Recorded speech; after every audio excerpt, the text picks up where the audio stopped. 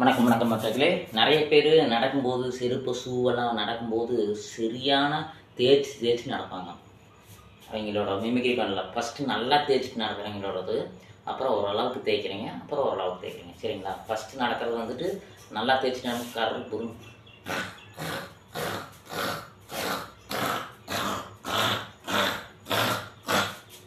ரெண்டாவது ஒன்றும் கொஞ்சம் ஸ்லோவாக தேய்க்கிறது.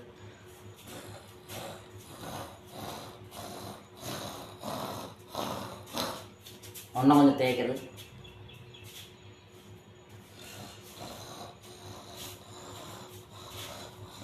இவங்க எல்லாம் செருப்பையும் தேய்ச்சி போடுவாங்க, நம்ம இருக்கக்கூடிய அறிவையும் வெளியே போய் கசாமசான்னு சொல்லிடுவாங்க.